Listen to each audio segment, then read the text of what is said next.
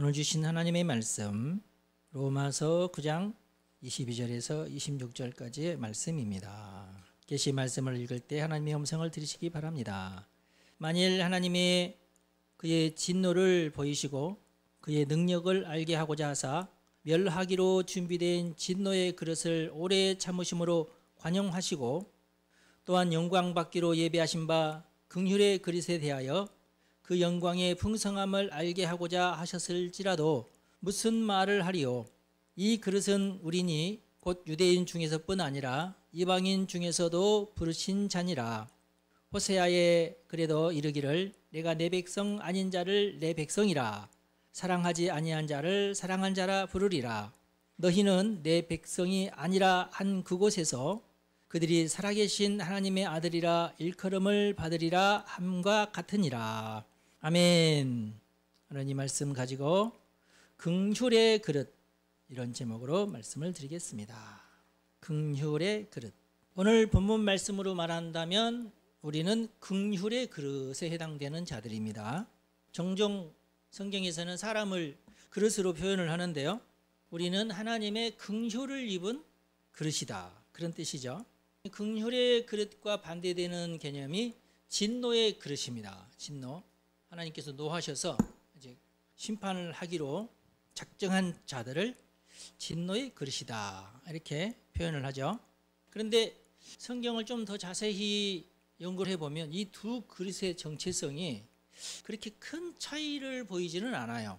긍휼의 그릇이라는 말 자체도 예를 들어서 뭐 긍정적이지는 않잖아요. 축복의 그릇, 복받은 그릇, 정결한 그런 뜻이 아니라 그냥 긍휼의 그릇, 그러니까 불쌍히 여김을 받은 자다는 뜻이잖아요. 누가 여러분을 불쌍하게 여기면 좋아요? 안 좋죠. 그러나 어느 순간은 불쌍히 여김을 받을 필요가 있죠. 예. 그래서 긍휼의 그릇이라는 말 자체가 사실은 똑같이 진노의 그릇인데, 진노의 대상인데 그들을 불쌍히 여겼다는 뜻이에요. 그래서 긍휼의 그릇입니다. 근데 진노의 그릇에 대해서도 오늘 본문 말씀에 보니까 오래 참으시고 관용을 베푸셨다고 기록하고 있어요. 22절 말씀이죠. 22절에 보면은 만일 하나님이 그의 진노를 보이시고 그의 능력을 알게 하고자 하사 멸하기로 준비된 진노의 그릇을 오래 참으심으로 관용하셨다, 이런 말씀이 나와요. 관용하신다고 해도 우리가 뭐 거기에 대해서 왜 그러시냐고 말할 수 없다는 뜻이죠. 그러면은 오래 참으시고 관용하셨으니까 진노의 그릇이라기보다는 약간 불쌍히 여겨주신 거 아닌가요? 아직은 불쌍히 여기시지는 않았지만 조금 유보한 상태, 그런 느낌이 들죠. 이제는 벌을 내리긴 내려야 되는데 왠지 아깝다, 왠지 좀 안 됐다, 불쌍하다, 이런 느낌이 드셨다는 거 아니에요. 그러면은 결국 긍휼히 여기신 거 아닌가? 약간이라도 좀 더. 그러니까 긍휼의 그릇은 완전히 하나님께서 긍휼히 여기시는 거고, 진노의 그릇은 진노를 내리려고 보니까 그래도 좀 봐줄까? 긍휼이 조금 들어가 있는 상태. 그러니까 별로 큰 차이는 나지 않는다. 악하긴 악한데, 그래서 반드시 심판을 받아야 할 대상이기는 한데 막상 심판을 집행하려고 보니까 아까우신 거야. 불쌍하기도 하고 뭔가 시간을 끌면서 처음 멸망을 받을 놈이, 멸망당해야 마땅한 놈이 혹시라도 정신 차리고 회개하지는 않을까.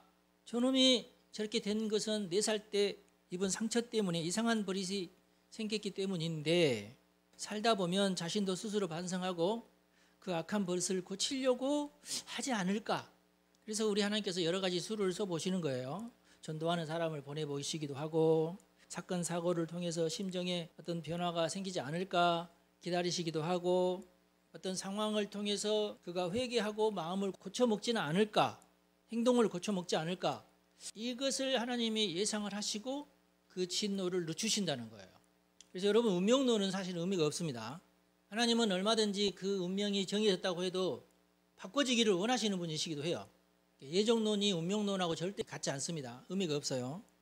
저는 사형제도 찬성론자입니다. 성경에서도 분명히 어떤 자들은 죽이라고 명령을 하셨어요. 물론 이제 현재 무분별하게 사형을 집행하는 나라도 있지만은 대부분의 나라들은 사형을 선고를 하더라도 사형을 집행하지는 않는 그런 추세예요. 죽을 때까지. 왜냐하면 사형이라는 극단적인 처분을 집행한다는 것이 부담이 많은 거예요. 어차피 대통령이 이제 허락을 해야 사형이 되는데 대통령마다 내 때 그냥 해서 분위기 안 좋아지면 안 돼 하고 밀어버리는. 그럼 다음 대통령도 또 나도 밀어버리고 이러다 보면은 죽을 때까지 그냥 감옥에 있는 거예요. 그래서 이제 부작용도 많죠. 그래서 그런지 묻지마 살인이 지금 우리나라 유행을 하려고 하고 있잖아요. 이거 빨리 어떤 조치를 해야 돼요. 또 하나님께서 오래 참으시는 이유가 또 여러 가지입니다. 또는 성경에는 그가 악한 날을 위해서 악한 도구로 사용되기 위해서 하나님께서 그냥 봐주시는 거다 이런 말씀도 있어요. 우리도 흔히 영화 같은 거 보면은 깡패들은 누가 죽이죠? 경찰이 와서 죽이지 않죠. 깡패들은 깡패들이 재판 뭐 이런 거 없어요. 그냥 칼로 찔러 죽여버리죠. 그것도 어떻게 보면은 심판의 일종이기도 해요. 깡패는 깡패한테 심판을 받는 거예요. 사실 이제 근본적인 어떤 원칙은 모든 인생이 너나 할 것 없이 다 죄인이죠. 그게 사람의 정체입니다. 그래서 모두 다 본질상 진노의 그릇들이죠. 정확하게 에베소서 2장에 나와 있죠. 우리는 본질상 진노의 그릇입니다. 그러나 우리 하나님은 사랑도 많으신 분이시죠. 그래서 되도록이면 그 진노의 잔을 쏟아붓는 것을 뒤로 미루십니다. 오늘 22절 말씀에도 비슷한 말씀이죠. 진노의 그릇에 대해서도 오래 참으시는 분이 하나님이시다. 하나님이 그들이 멸망하는 것을 기뻐하시거나 그러시지 않아요. 그렇다고 해서 그들의 죄를 모른 척 하시는 분도 절대로 아니십니다. 왜냐하면 우리 하나님은 정의의 하나님이시니까. 사랑의 하나님이시지만 또 여전히 그와 동등하게 공의의 하나님이시니까 사랑의 하나님의 모습이 이렇게 크고 공의의 하나님은 자꾸 그러지 않아요. 사랑이 큰 만큼 공의가 큽니다. 우리 사람들이야 그걸 잘 조절을 못하지만 우리 하나님은 그걸 잘 조절하시죠. 똑같이 사랑의 크기만큼 공의도 이 세상에 베푸시는 분이십니다. 세상에서는 우리 사람들끼리 아웅다웅 살아가죠. 누군가는 가해자로 누군가는 피해자로. 여러분 그렇게 알고 계시죠? 여러분들은 가해자 편이십니까? 피해자 편이십니까? 저도 지금 갈라치기를 하고 있는데 여러분이 속아 넘어올 줄 알았더니 안 속아 넘어오시네. 여러분 피해자가 여러분 살아보셔도 아시지만 피해자가 항상 피해만 입는 거 아니죠. 피해자이면서 가해자로 살아가는 게 인생입니다. 그렇지 않습니다 하시는 분 있나요? 없을걸요. 여기서는 갑질을 당하고 저기에서는 갑질을 하는 자가 되죠. 그렇습니다. 남편 되시는 분들이 비겁해가지고 회사에서는 갑질을 당하고 집에 와서는 갑질을 하잖아. 그럼 그거 어떻게 해 그걸. 똑같은 죄인입니다. 피해자이면서 가해자로 살아가는 거예요. 보기에는 천사처럼 사는 사람들도 있어요. 그런데 그 사람도 결정적인 순간 법을 어기고 죄를 범합니다. 그게 인간이에요. 자기도 모르는 사이에 자기의 생명의 위협을 느끼거나 자기의 수입에 결정적인 위협을 느끼면 자기도 모르는 사이에 죄를 범합니다. 사람의 본능이에요. 본능적으로 이러면 큰일 나는데 살아야 되겠는데 순간 자기도 모르는 사이에 죄를 저질러요.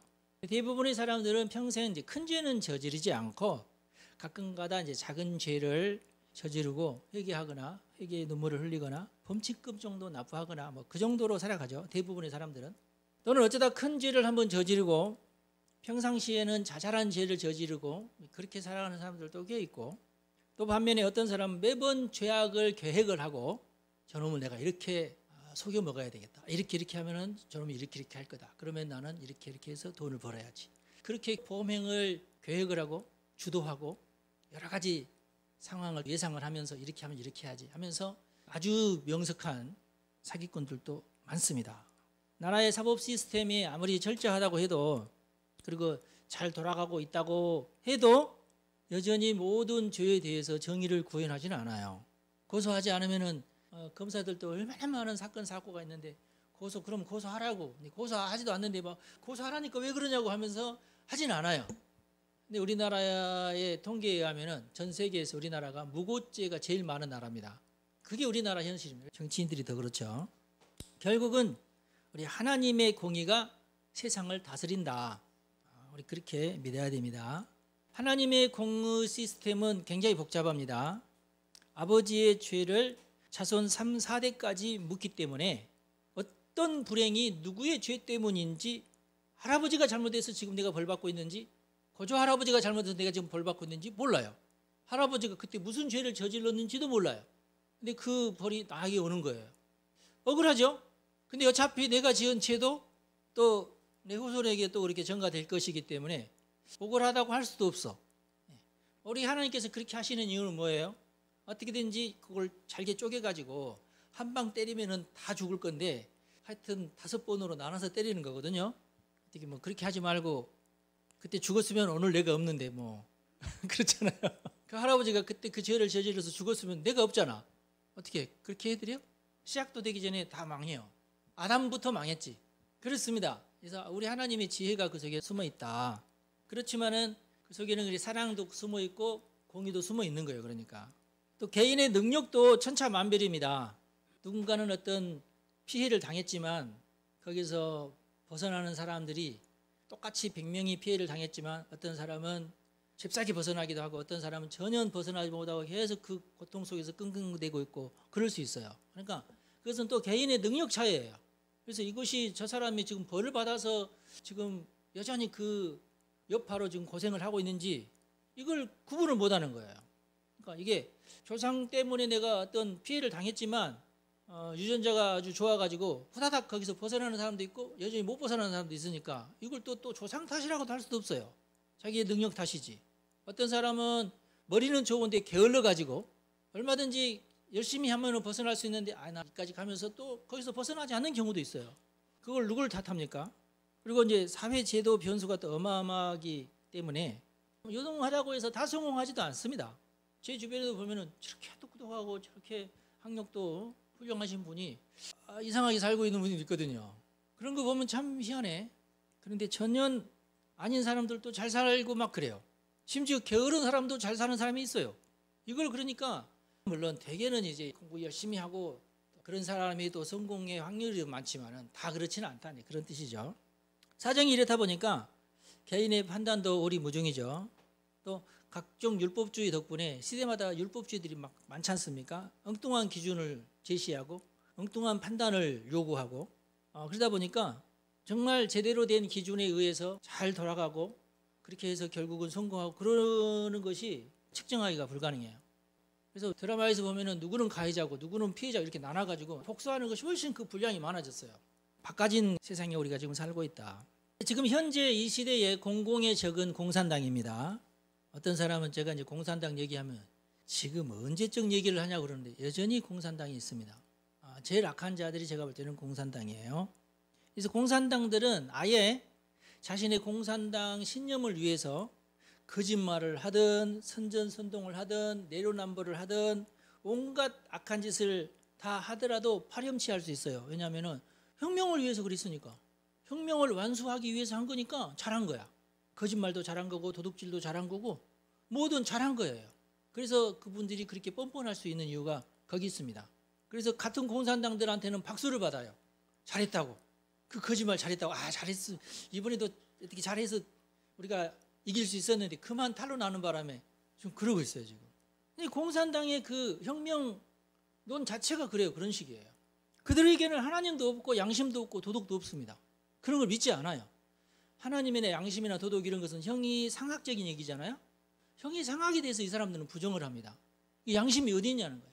공산당 이론의 이게 유물론이라고 하는 건데 정신세계라고 하는 것은 육체적인 물질적인 세계에 종속된 세계라고 봐요. 우리는 그렇게 생각하지 않죠. 정신적인 세계가 중요하고 육체적인 또는 물질적인 세계는 중요하긴 해도 더 중요한 것은 영적인 세계, 정신적인 세계라고 우리는 그렇게 생각하고 있죠. 공산당은 그렇지 않아요. 신도 없고 정신도 없고 아무것도 없다. 그냥 정신은 물질적인 세계에서 파생된 세계일 뿐이다. 그래서 그걸 가지고 뭐 이게 옳다 저게 옳다고 얘기할 것이 없다. 그저 우리 혁명 과업을 위해서 이것을 이용해 먹는다. 그렇게만 생각을 해요. 그러니까 거짓말을 아무리 해도 괜찮아. 들키지만 않으면 되는 거고 들켜도 괜찮아. 또 다른 거짓말 또 만들어내면 돼. 그렇게 생각을 하는 게 공산당이들입니다. 그리고 절대 뻔뻔스럽게 생각을 해요. 그걸 우리는 그 공산당끼리는 쟤는 진짜 찐 공산주의자야. 정신 승리까지 했어. 이렇게 하면서 추앙을 하죠. 이렇게. 여러분 그렇습니다. 우리나라에도 지금도 버젓이 공산당 짓거리를 하는데 그 대표적 인물이 내로남불로 잘 알려져 있죠. 근데 제가 볼 때는 그 양반이 자신의 정체성을 숨기고 있는 것 같아요. 왜냐하면 그것이 드러났을 경우에는 또 이제 재판받고 막 이렇게 하면서 고소고발 또 들어가니까 지금 현재 우리나라 헌법상 공산당은 하여튼 고소고발이 가능하게 되어 있지 않습니까? 그러니까 그걸 자신이 공산당인 것을 숨기고 그러는 거예요. 그래서 혁명 과업을 달성하기 위해서 최선을 다하고 있고 그래서 응원도 하고 헌금도 하고 그렇습니다. 그런 사람들한테. 옛날에는 그런 것들을 숨어서 했는데 이제는 뭐 버젓이 해요. 그런 세상이 됐어요. 그런데 여러분 또 이 시대에는 억울하게 죽어가는 자들도 많습니다. 하나님의 심판이 막 집행되는데 예를 들어서 하나님께서 어떤 재난을 막 보내셨다 그러는데 정말 그 사람이 그 재난으로 말미암아 죽어 마땅한 자들도 있는데 억울하게 같이 휩쓸려서 죽는 자들도 있거든요. 그들의 죽음은 개죽음입니까? 어떻게 생각하세요? 대표적인 인물이 누구죠? 성경에 보면은 가인에게 죽임을 당한 아벨입니다. 아벨이 죽임을 당할 만한 짓을 하지 않았어요. 그런데 죽임을 당했어요. 억울하죠? 세상에는 억울한 죽음이 엄청 많습니다. 여러분들은 억울하게 죽지 않기를 제가 바랍니다. 근데 억울하게 죽어도 크게 억울하게 하지는 마세요.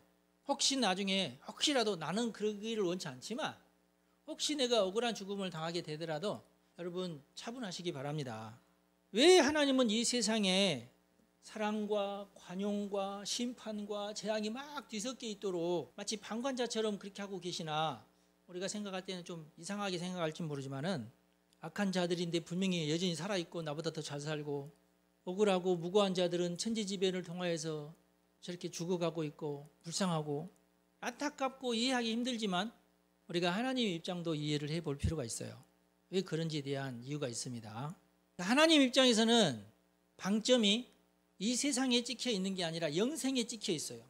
영생이 더 중요하다 그거예요. 아벨이 그렇게 억울하게 죽었어도 아벨은 지금 영생하고 있어요. 그건 또 영원한 세계 아닙니까? 여러분 입장은 어떻습니까? 그래도 이 세상에서라도 열심히 살고 또 재밌게 살고 행복하게 살아야 되긴 하죠. 근데 만약에 나도 어떤 재난을 당해서 그만 내가 사별을 해야 된다. 그러면 여러분 그 전에 뭔가를 해놔야 되지 않겠습니까? 영생에 대한 보험을 드러나야 되지 않겠어요? 그럴 필요는 있죠. 그리고 사실 우리가 이 세상을 떠난다면 방점이 어디에 찍히게 됩니까? 결국은 영생의 방점에 찍히게 되거든요. 영원한 복락이냐 영원한 형벌이냐의 두 갈림길이 여전히 내게 남아있으니까 그럼 어떻게 해야 돼요? 결국은 우리가 안전하게 영원한 복락을 누리는 데에 우리가 먼저 신경을 써놔야 되겠죠. 시간이 존재하는 3차원의 세계는 순식간에 지나가는 세계에 불과합니다.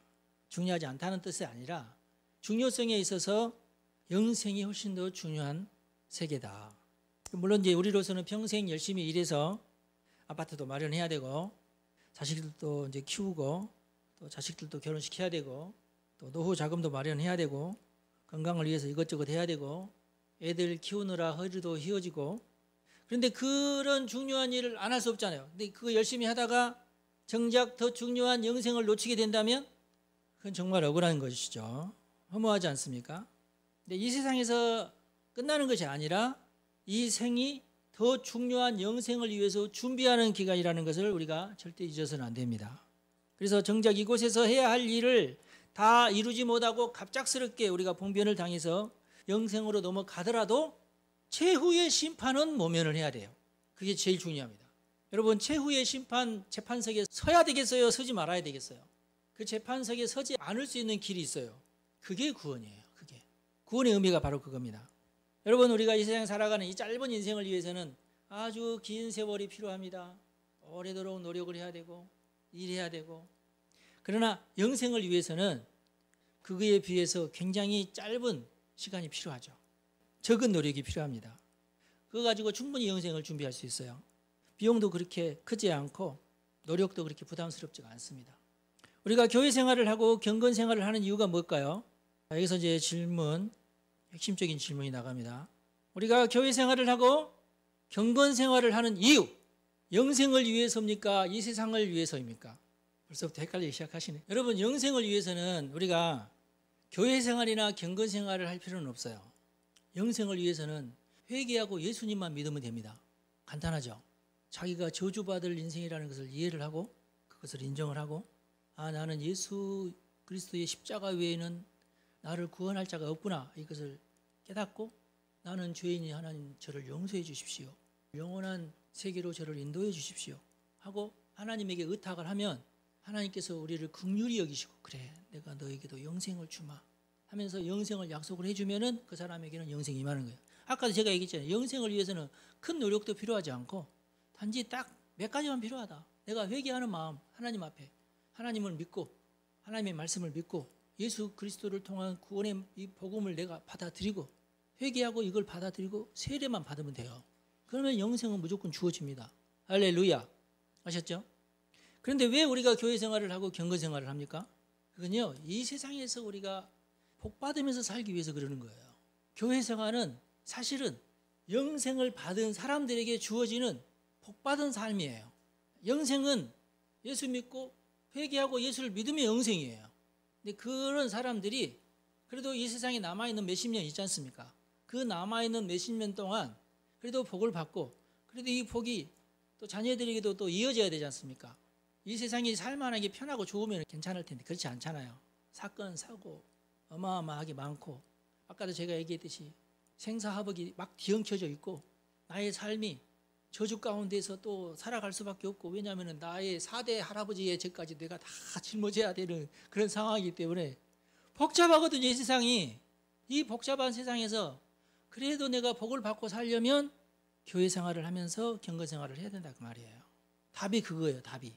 여러분이 날마다 부딪히고 있는 삶, 여러분의 식구들이 날마다 부딪히고 있는 삶이 뭐냐고요 도대체. 잘 생각을 해보세요. 이게 정말 복받은 삶인가? 이렇게 살아야 되는가? 이 참 굴레 같은 데서 내가 벗어나려면 어떻게 해야 되는가? 여기에 대한 답, 이게 바로 이제 교회 생활이고 경건 생활이에요. 물론 그렇게 하더라도 이 복잡한 하나님의 사법 시스템 중에서 하나님께서 무엇 때문에 나에게 복을 주시고 나를 평안하게 하실지는 사실을 우리도 오리무중이에요. 그렇지만 성경에는 답은 있지 않습니까? 그래서 이 정답대로 우리가 살아가려고 하는 거예요. 그게 경건 생활이다. 여러분 짧은 인생이지만 영생을 바라보고 몇십 년을 견딜 수는 없잖아요. 영생은 우리가 얻는 거예요. 이 중에서도 나는 영생 잘 모르겠네 그런 사람들은 특별히 와서 특별 면회를 해야 되는데 다 영생이 다 있다고 믿으시는 분들이니까 그렇지만은 그 영생만 바라보고 50년 60년 살 수는 없잖아요.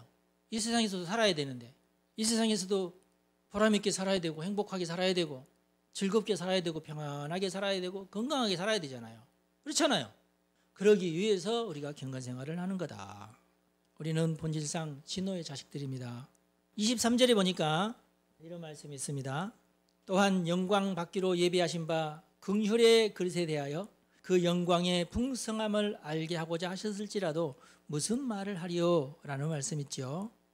우리가 이제 긍휼의 그릇이고 그 영광의 풍성함, 하나님의 영광의 풍성함, 하나님의 복의 풍성함을 우리에게 알게 하고자 하시는 것이 하나님의 뜻인데 그러면 안 된다고 누가 그러겠냐 그 말이에요.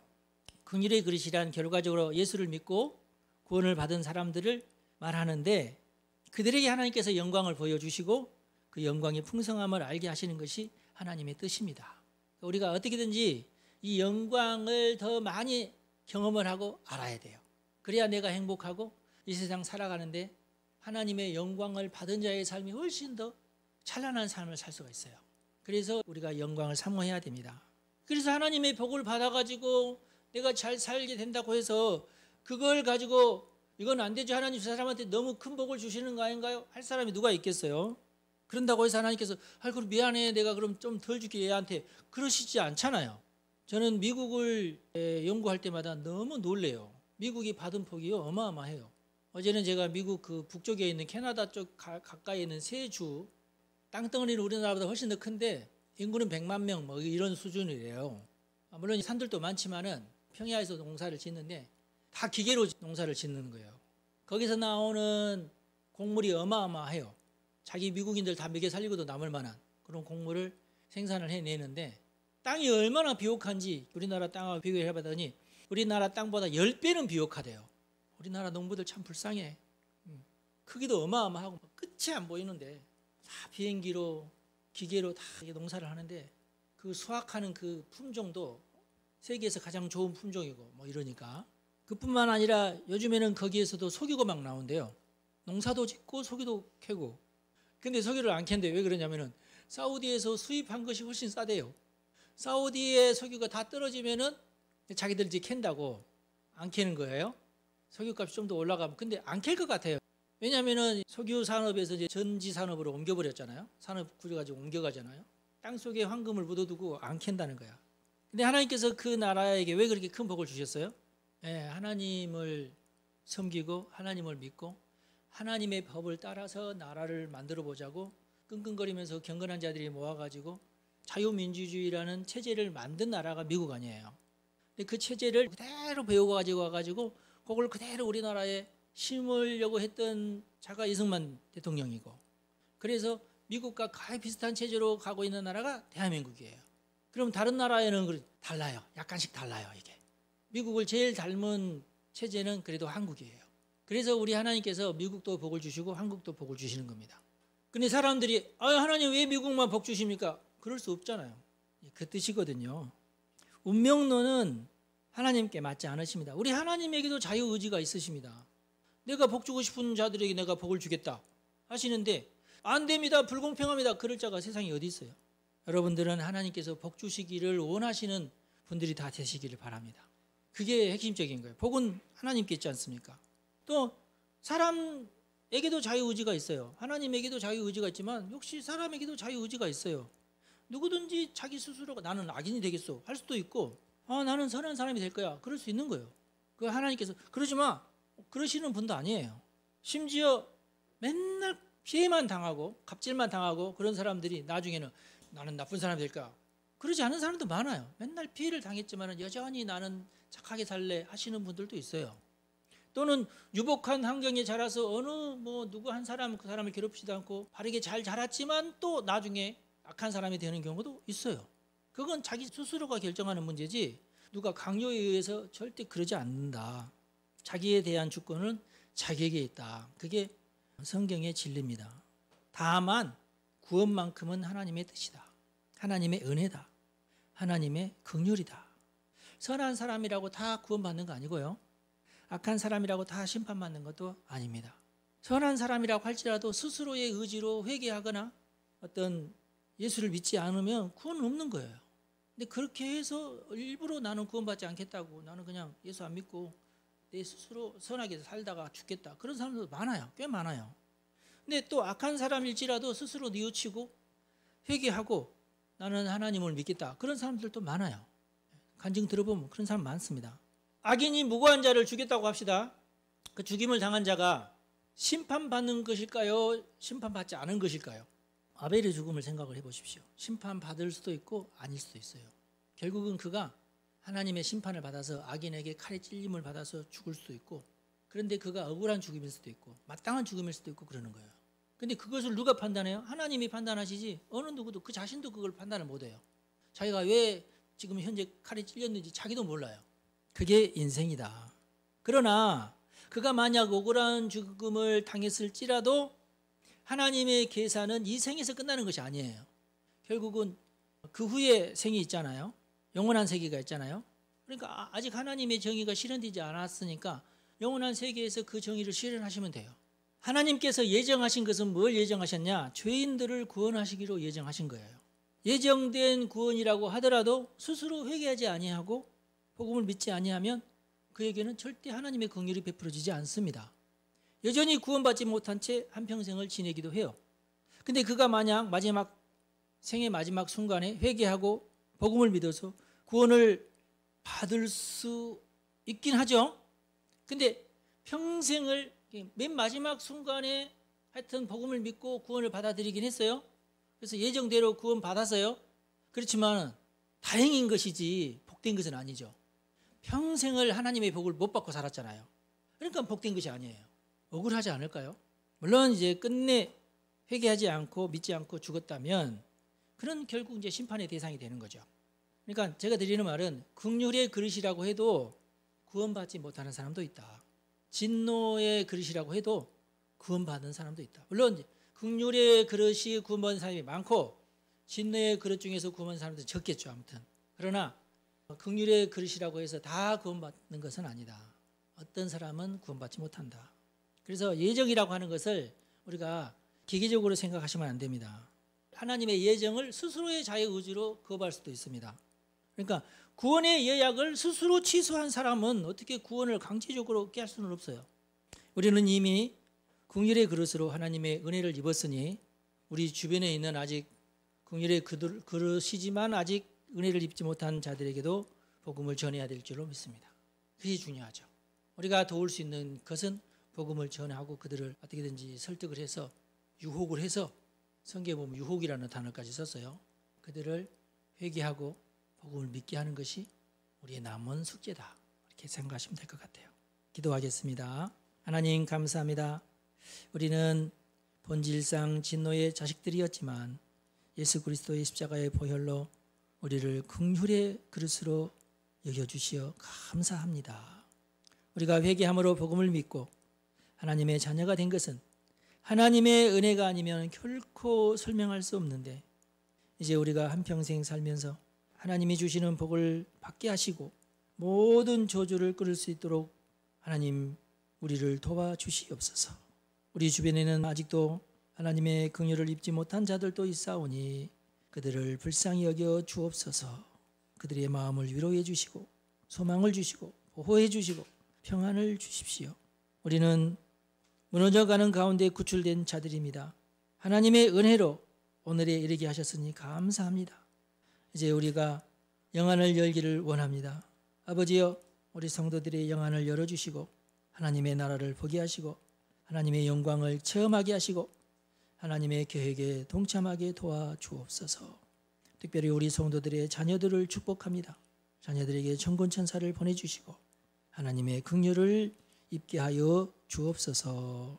우리 주 예수님의 이름으로 축복하고 기도합니다. 아멘. 여러분 축복합니다.